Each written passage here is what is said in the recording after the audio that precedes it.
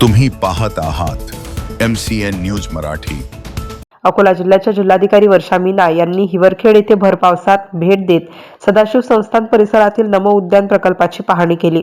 अंदाजे 1 कोटी रुपयांच्या या प्रकल्पाच्या कामाची प्रगती पाहून त्यांनी समाधान व्यक्त केलं। दिनांक 21 जुलै रोजी अकोला जिल्हाधिकारी वर्षा मीना यांनी हिवरखेड येथील सदाशिव संस्थान येथे भेट देऊन राष्ट्रपिता महात्मा गांधी यांच्या अस्थि कलशाचे दर्शन घेतले। त्यानंतर हिवरखेड नगर परिषदेकडून मंजूर करण्यात आलेल्या अंदाजे 1 कोटी रुपयांच्या नमो उद्यान प्रकल्पाची प्रत्यक्ष पाहणी केली। सध्या प्रकल्पाचे काम प्रगतीपथावर असून कामाच्या गुणवत्तेबाबत आणि गतीबाबत जिल्हाधिकारी वर्षा मीना यांनी समाधान व्यक्त केलं।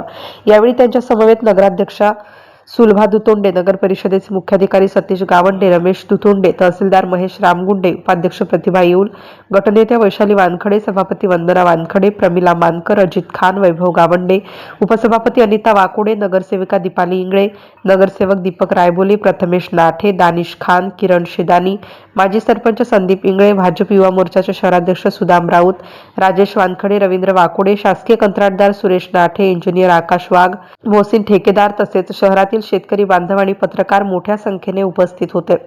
हिवरखेडमधील नमो उद्यान प्रकल्पाचे काम वेगाने पूर्ण करण्याच्या दृष्टीने प्रशासन प्रयत्नशील असून हा प्रकल्प पूर्ण झाल्यानंतर शहराच्या सौंदर्यात भर पडण्यासोबतच नागरिकांसाठी एक आकर्षक सार्वजनिक उद्यान उपलब्ध होणार आहे। MCN न्यूज मराठीकरिता बाळासाहेब नेरकर, हिवरखेड।